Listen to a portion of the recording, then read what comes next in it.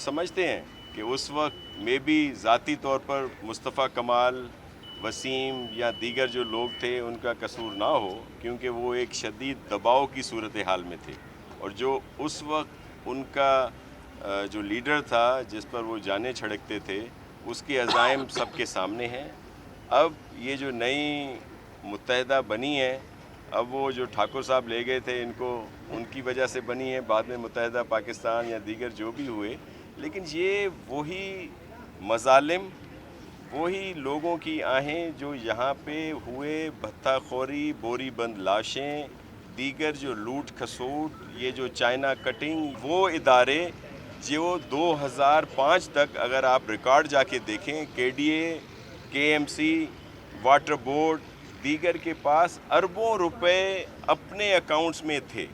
क्या बात हुई कि 2009 में ये सारे इदारे लाइबिलिटीज़ में चले गए अरबों रुपए की। ये वही लूट खसूट थी जो आज इनके झगड़े की वजह से सामने आ रही है, और भी बहुत सारी चीज़ें आश्कार हुई। इनके सारे अज़ाइम जो हैं सामने आ चुके हैं। इनके जो उस वक्त के लीडर थे, जो मुल्क दुश्मन है, पाकिस्तान के ख़िलाफ़ जो बात करते हैं, और अब ये जो बातें आ रही हैं सब, और भी बहुत सारी चीज़ें खुलेंगी, और दो चार इनकी मुलाकातों में बहुत सारी चीज़ें आपके सामने आ जाएंगी। वज़ीर बल्दियात सिंध सैयद नासिर हुसैन शाह और वज़ीर इत्तलाआत व मेहनत सिंध सैयद गनी ने सैयदना अब्दुल्ला शाह गाज़ी रहमतुल्लाह अलैह के 1279वें उर्स की तकरीबात का इफ्तिताह मज़ार पर चादर चढ़ाकर किया। दोनों सूबाई वज़रा ने मज़ार पर चादर चढ़ाई और फातिहा ख़्वानी की। इस मौके पर मुल्क की बका व सालमियत, कश्मीरियों की आज़ादी और मुल्क की बका के लिए खुसूसी दुआ की गई। इस मौके पर दोनों वज़रा ने मज़ार पर मौजूद ख़वातीन और मर्दों में तहाइफ भी तकसीम किए। मीडिया से बातचीत करते हुए वज़ीर बल्दियात सिंध सैयद नासिर हुसैन शाह का कहना था कि कराची में सैयदना अब्दुल्ला शाह गाज़ी के उर्स के सिलसिले में पाकिस्तान समेत दुनिया भर से ज़ायरीन की एक बड़ी तादाद शिरकत करती है। पूरे पाकिस्तान से बल्कि दुनिया के बेशतर हिस्सों से उनकी अकीदतमंद जो हैं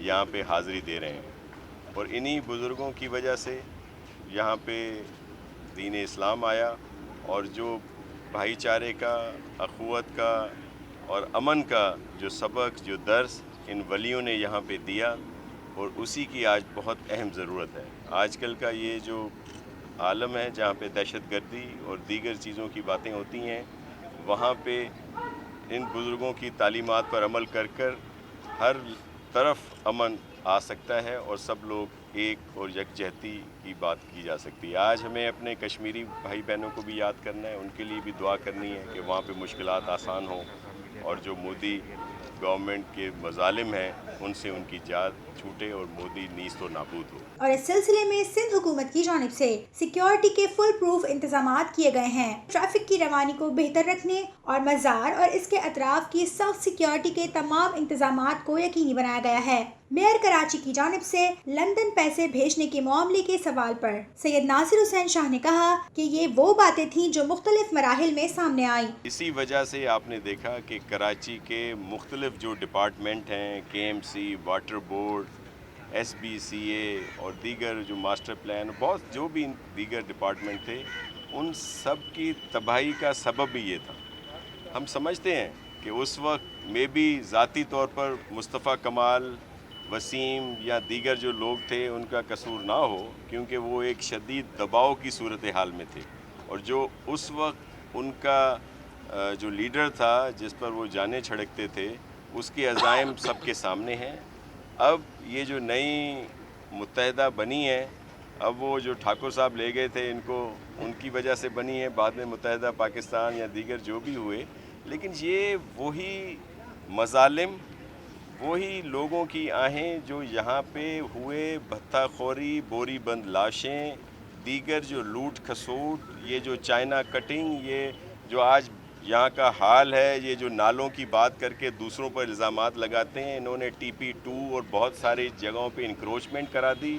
आज वो नाले सफाई नहीं हो सकती। ये कराची इतना अबतर क्यों है? और यही लूट घसूट आज सबके सामने आ चुकी हैं। वो इदारे जो 2005 तक अगर आप रिकॉर्ड जाके देखें, KDA, KMC, वाटर बोर्ड, दीगर के पास अरबों रुपए अपने अकाउंट्स में थे।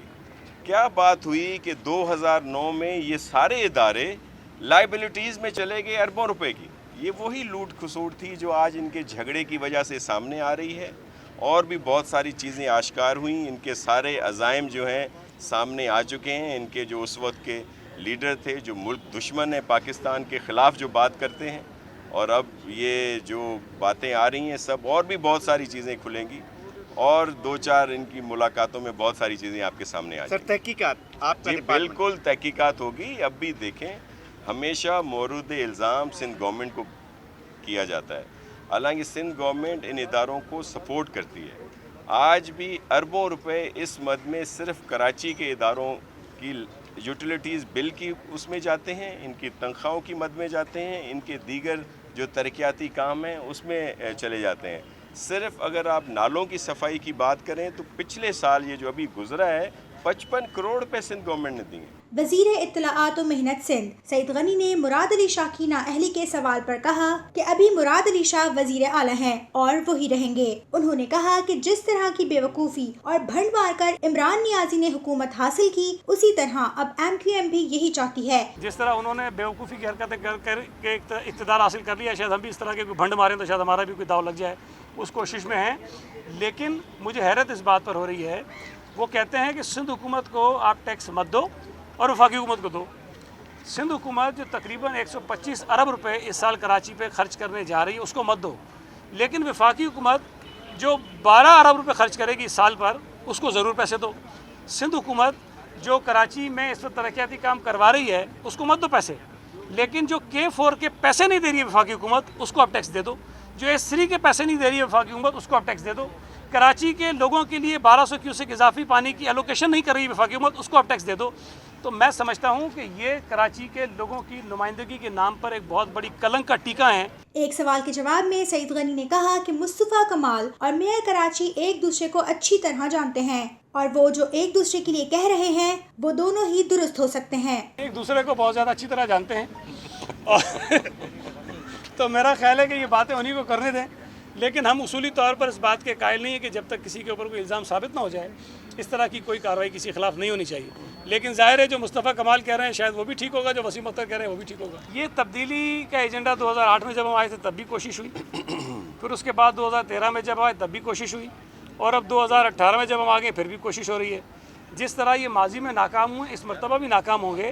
لیکن یہ جو کچھ جو ہے نا کٹھ پتلیاں ہیں جو سندھ میں خاص طور پہ ہیں، ان کو آسرے میں رکھنا بھی بہت ضروری ہے. جس دن ان کی آس اور امید ختم ہو جائے گی کٹھ پتلیوں کی تو اس دن یہ بیچارے بالکل دفن ہو جائیں گے. تو ہر سال 2 سال بعد ان کو آس اور امید دلائی جاتی ہے کہ پیپلز پارٹی ختم ہو گئی، بس تم ذرا ہمت پکڑو.